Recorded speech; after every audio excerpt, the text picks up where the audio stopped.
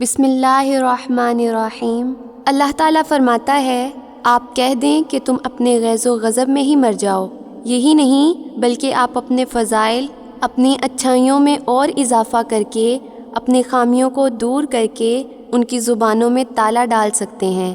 ہاں، اگر آپ یہ چاہتے ہیں کہ دنیا کے نزدیک آپ تمام عیبوں سے پاک ہو جائیں اور سبھی لوگوں میں مقبول ہو جائیں تو یہ ناممکن کی آرزو ہے اور دور کی امید ہے۔ کوئی آپ کا شکر کرے گا، اس بات کا انتظار نہ کریں۔ اللہ تعالیٰ نے بندوں کو اپنی عبادت کے لیے پیدا کیا، انہیں روزی دی کہ اس کا شکر ادا کریں، لیکن اکثر نے عبادت کی تو اللہ کے علاوہ کی، شکر کیا تو غیر اللہ کا کیا۔ غیر اللہ کا مطلب یہ ہے کہ انکار، زیادتی، جفا اور نعمتوں کی ناشکری انسانی فطرت پر غالب ہے۔ لہٰذا آپ کو بالکل حیرانی نہ ہو اگر لوگ آپ کے احسان کو بھول جائیں، بھلائی کا انکار کر دیں، حسن سلوک کو بھول جائیں، بلکہ آپ سے دشمنی شروع کر دیں اور احسان کے بدلے بغض اور حسد رکھیں۔ اللہ تعالیٰ فرماتا ہے، وہ ناراض نہ ہوئے مگر اس بات پر کہ اللہ اور رسول نے اپنے فضل سے انہیں بے نیاز کر دیا تھا۔ دنیا کا کھلا دفتر سامنے ہے، اسے پڑھیے۔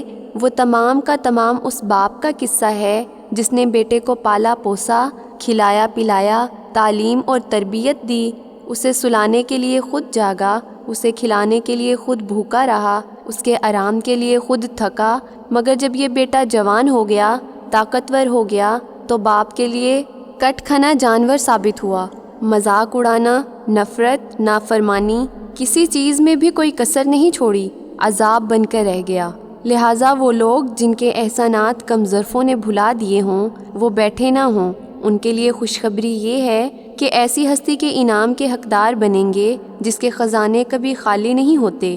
ہمارا مقصد یہ نہیں کہ احسان اور سلوک کرنا چھوڑ دیں، بلکہ یہ ہے کہ آپ نیکی کر دریا میں ڈال کے عادی ہو جائیں، نعمتوں کی ناشکری پر رنجیدہ اور مایوس نہ ہوں، بھلائی کے کام کریں۔ اللہ تعالیٰ کے لیے ایسا کریں گے تو ہر حال میں کامیاب ہوں گے۔ آپ کو کسی کی ناشکری سے کوئی نقصان نہ ہوگا، آپ احسان کرنے والے ہوں گے۔ آپ کا ہاتھ اونچا ہوگا جو نچلے ہاتھ سے بہتر ہوتا ہے۔ اللہ تعالیٰ نے ایک مومن کے بارے میں قرآن میں ارشاد فرمایا ہے کہ وہ کہتے ہیں کہ ہم تمہیں اللہ کے لیے کھلاتے ہیں، تم سے کسی بدلے اور شکر کی تمنا ہمیں نہیں۔ عام لوگوں میں انکار اور ناشکری کی جبلت کو بہت سے باشعور بھی بھول جاتے ہیں، گویا انہوں نے ناشکروں کے سلسلے میں اللہ کی وحی کی یہ بات نہ سنی۔ اللہ تعالیٰ فرماتا ہے، اور جب انسان کو کوئی تکلیف پہنچتی ہے تو ہم کو پکارتا ہے، لیٹے بھی، بیٹھے بھی، کھڑے بھی۔ جب ہم اس کی تکلیف اس سے ہٹا دیتے ہیں، ایسا ہو جاتا ہے کہ گویا اس نے اپنی تکلیف کے لیے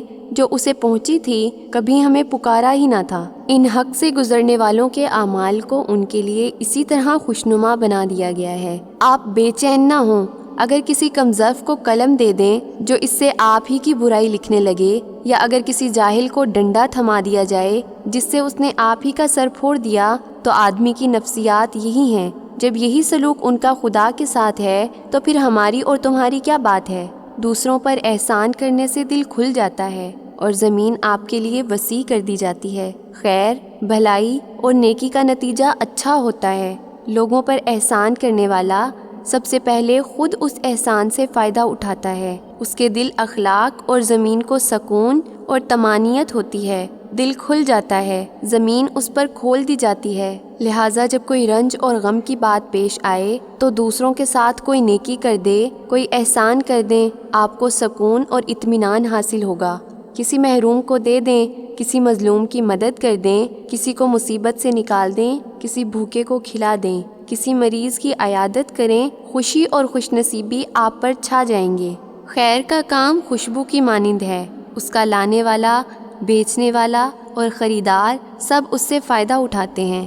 نفسیاتی بھلائیاں وہ بابرکت جڑی بوٹیاں ہیں جو نیکیوں کے دواخانے میں استعمال کی جاتی ہیں۔ اچھے اخلاق کے بھوکے لوگوں پر مسکراہٹیں لٹا دینا اخلاق کی دنیا میں صدقہ جاریہ شمار ہوتا ہے کہ اپنے بھائی سے خندہ پیشانی سے ملنا بھی صدقہ ہے۔